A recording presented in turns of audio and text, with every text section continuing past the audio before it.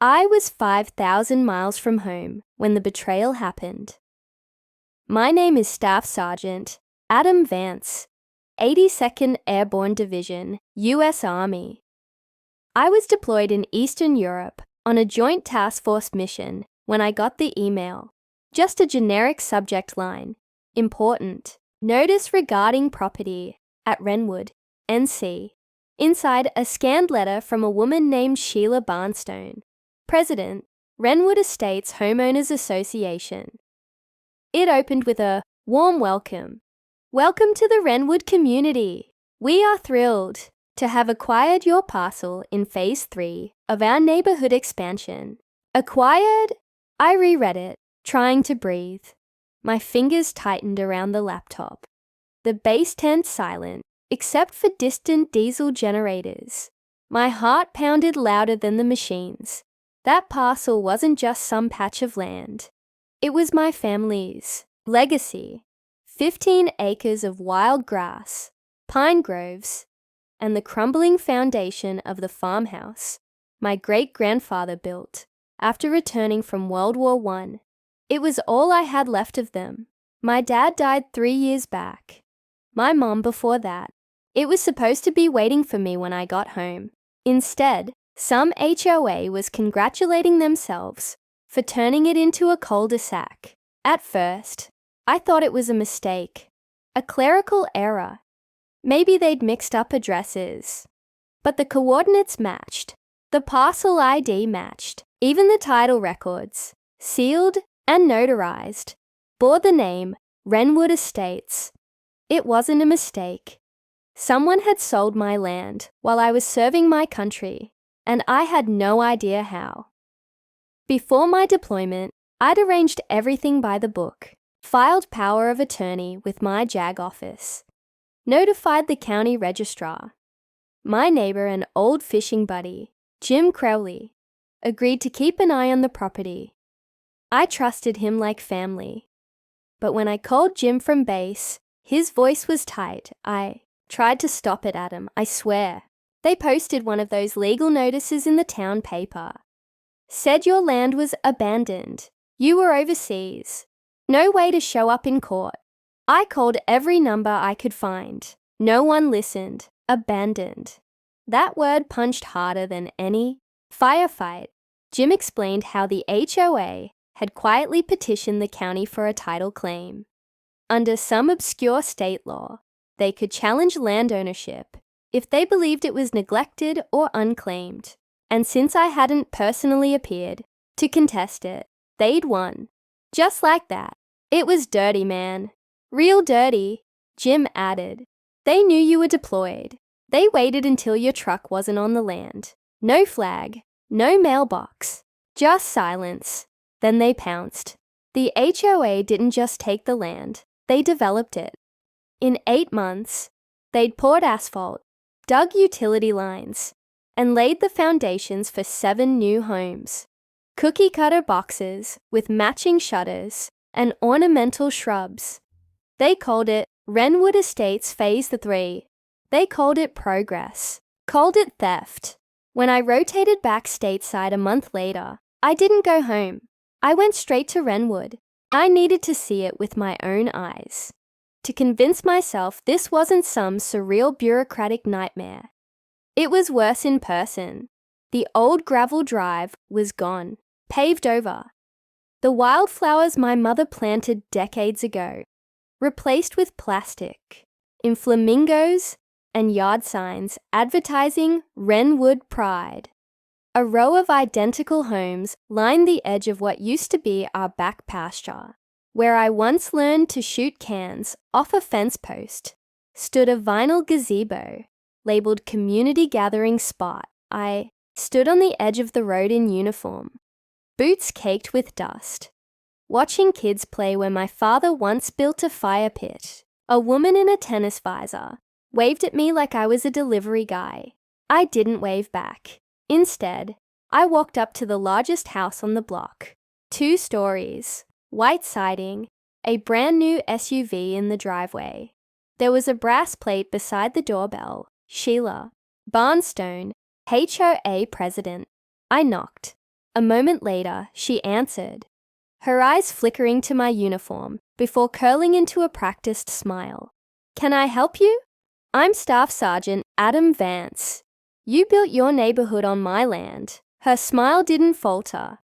"Oh, that parcel," she said lightly. "Yes, the association acquired it last year after filing a title claim. You didn't respond, so it was ruled unopposed.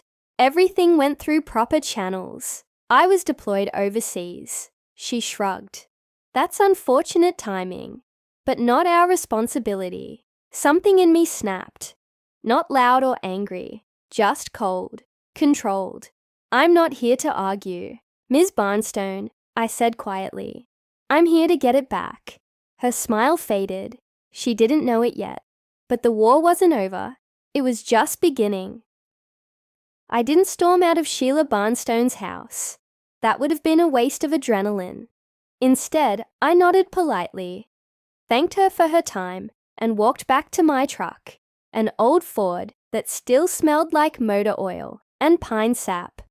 It was the only thing left that hadn't been bulldozed or buried beneath HOA-approved mulch. I drove down what used to be my land, past grinning neighbors, watering perfect lawns.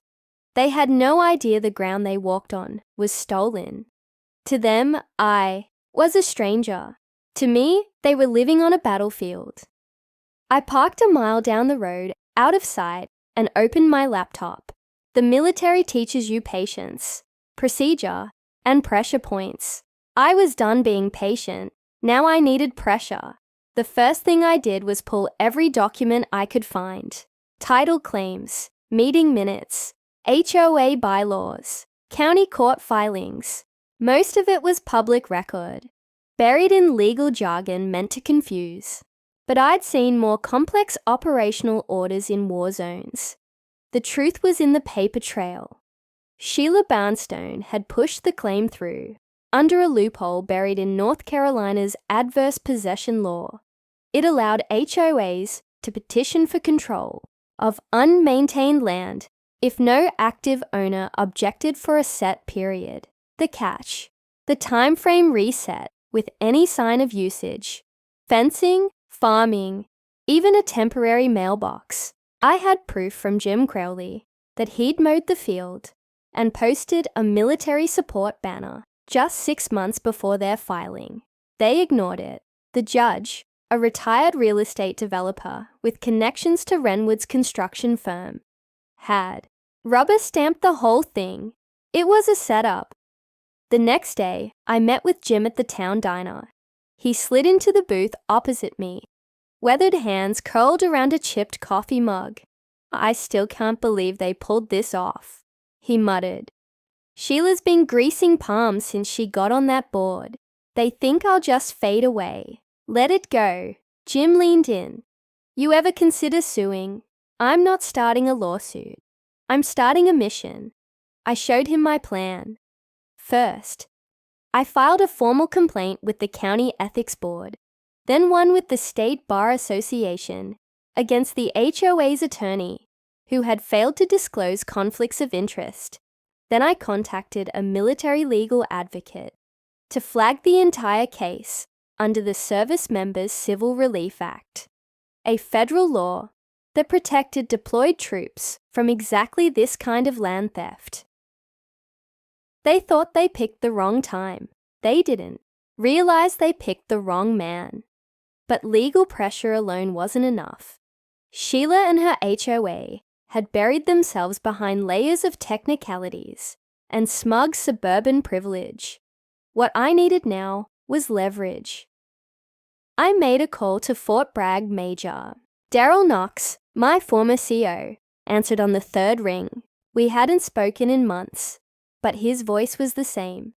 Gravel and caffeine. "Vance, heard you were back. You settling in, trying. Got a situation on the home front." I told him everything. The land, the fake title claim, the HOA empire, built over my roots. He listened, silent, except for the occasional grunt. At the end, He said only one thing. "What do you need from me?" Within 2 weeks, my property was flagged in a federal land use review. Not many people know this, but the military routinely leases and trains on privately owned rural land. Mine had once been zoned for reserve use, back when my father helped train National Guard medics on field evacuations. Major Knox pulled the strings. With one federal letter, Wrenwood Estates Phase 3 was declared a restricted easement zone pending investigation. Translation: no construction, no development, no civilian occupancy until the military review concluded.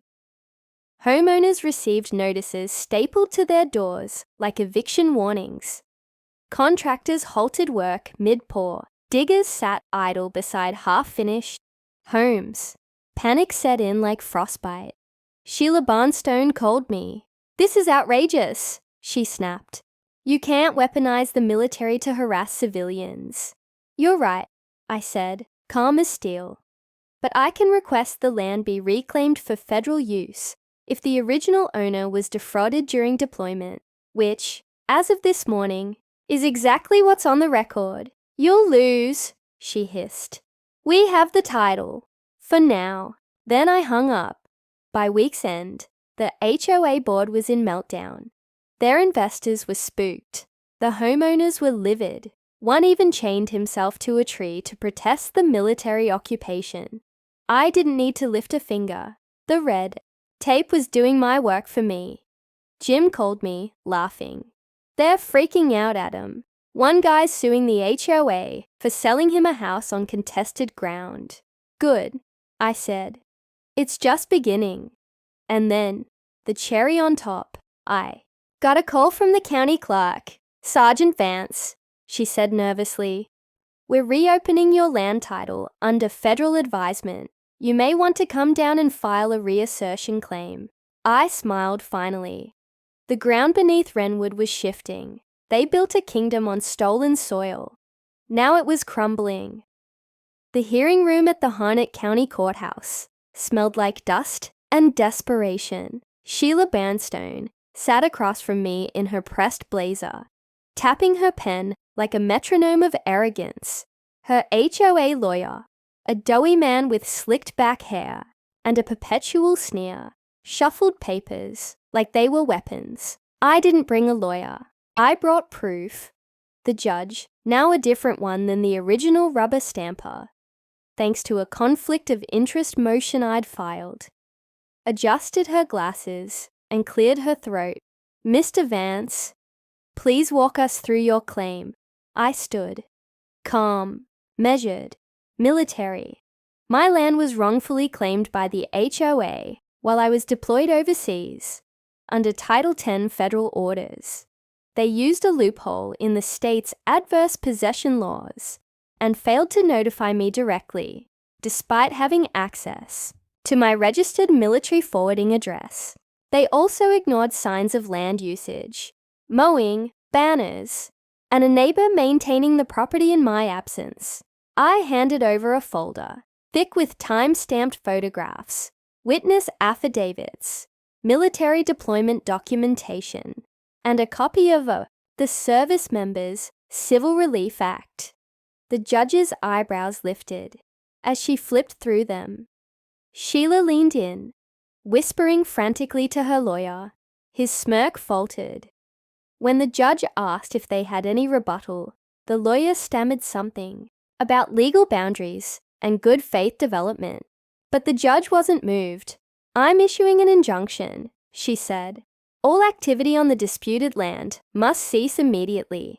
Further, I'm referring this to the State Attorney General for investigation into potential fraud." The sound of Sheila's pen hitting the table was the sweetest thing I'd heard since coming home. But that wasn't the end. The HOA board tried to hold an emergency meeting to rally the neighborhood. They even printed flyers, calling me a disgruntled veteran trying to extort the community. I didn't attend. I didn't have to, because the community was already turning on them. One homeowner, a young couple who'd unknowingly bought a property on my land, approached me in town. We didn't know Sergeant Vance, the husband said, holding their toddler in one arm. We thought this was all above board. Now we're stuck in escrow hell. I nodded. You're not the enemy, but I suggest you read your contract. There's a clause about disputed ownership. The next week, 4 families filed lawsuits against the HOA for misrepresentation. Insurance companies froze policy coverage. Title insurance was denied. Banks started backing out of pending sales. Sheila's empire was cracking from the inside. Then came the visit from the Army Corps of Engineers. Wrenwood Estates, Phase 3 sat partially on what used to be a National Guard training grid. Something buried in records no one at the HOA had bothered to check. With my reassertion claim in motion and the federal investigation active, the Corps had a mandate to evaluate the land for possible reacquisition. They rolled up in marked vehicles and began surveying, setting up markers, and documenting environmental impacts. The HOA tried to block them. Bad move. You don't block the Corps of Engineers. By the end of the week, Phase 3 had orange fencing around it, a temporary gate installed, and a military sign that read, "Property under federal review." Duh, not enter. Sheila tried to challenge it with a cease and desist letter. She got a warning from the U.S. Attorney's Office. Instead, the power dynamic had flipped. The soldiers were no longer in foreign deserts or icy ranges. They were in Wrenwood, reclaiming stolen ground with clipboards and jurisdiction. I didn't gloat. That's not how I was raised. But I did walk the perimeter of my old property one morning, boots crunching on gravel where my father once hauled hay. A small crowd watched from their porches, some angry, some uncertain, some silently thankful. Jim stood beside me, arms crossed. Never seen a neighborhood unravel this fast, he said. They built it on a lie, I replied. All I did was pull the thread. He looked at me, half smiling. You sure you want it back after all this mess? I stared at the horizon, where pines still stood untouched beyond the last concrete slab. Yeah, I want it back. Not just for me, for what they thought they could take. Jim nodded. Then let's finish it. As the sun set, I received a letter, certified, from the county. It confirmed the land title had been officially reverted to my name. The fraudulent HOA transfer was void. All future claims would require my direct authorization. I sat on the tailgate of my truck, holding the letter in one hand, my dad's old dog tags in the other.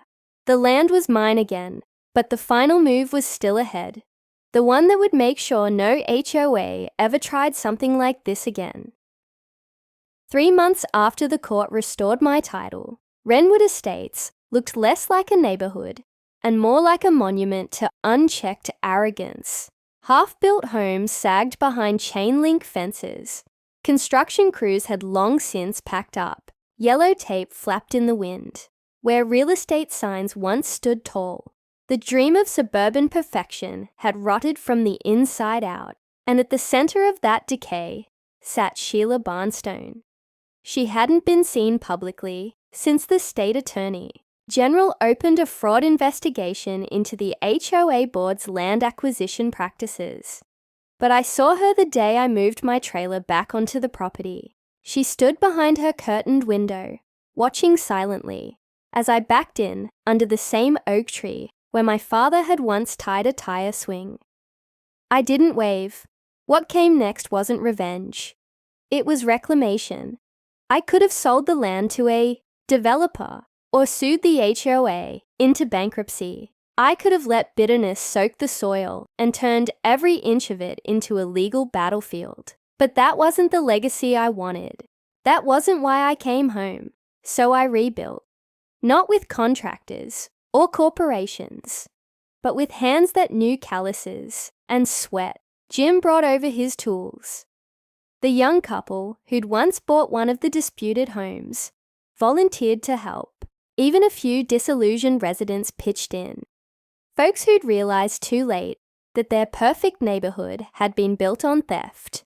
We raised fences, replanted pines, cleared the rusted fencing around what used to be my father's barn and rebuilt it plank by plank. I didn't need a mansion. I needed roots again. One afternoon as we worked, a man in uniform approached from the main road. "Sergeant Vance." I stood, wiping sweat from my brow. "Yes, sir." He handed me a folder, then saluted. Inside were documents from the Department of Defense. Formal approval for my property to be used as an auxiliary training ground for ROTC field medics during seasonal exercises. "They'll only be out here twice a year," he explained, "but it'll be federally protected moving forward. No HOA, no developer can ever touch it again." It was poetic. They took my land while I was serving. Now the land would serve those training to protect others. Sheila's reckoning came quietly. The fraud charges stuck. Turns out she had falsified documents, backdated notices, and leveraged her position for personal gain. She avoided jail through a plea deal, but the court stripped her of her assets, barred her from serving on any HOA board again, and ordered her to personally notify every affected homeowner of the violations. She moved out 2 weeks later. I watched her drive past, my fence in her luxury SUV, now dusty and dented. Our eyes met for just a second. Hers bitter, mine resolved. She didn't wave either. Good. The final piece of the puzzle came at a town hall meeting. The HOA, fractured and leaderless, tried to reorganize, but too many residents had seen the rot. The vote to dissolve passed by a landslide. Wrenwood Estates was no more. The remaining homeowners formed a cooperative council. Less rules, more fairness. No arbitrary fines, no lawn inspections. Just neighbors, not enforcers. One of them approached me after the meeting, an elderly man with a limp and a weathered Vietnam cap. "You did right by this town, son," he said. "They thought they could roll over a soldier. Turns out they picked the wrong war." I smiled, shaking his hand. "I didn't want a war. I just wanted what was mine." "You got more than that," he said, nodding at the crowd. "You got respect."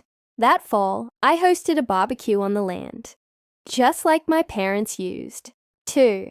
No permits, no violations, just ribs, potato salad, and country music blaring from an old speaker. Dozens came, some curious, some apologetic, some grateful. The young couple brought their kid. Jim told old stories from when he and my dad got drunk and tried to ride a goat into town. At sunset, I climbed onto the bed of my truck with a beer in hand.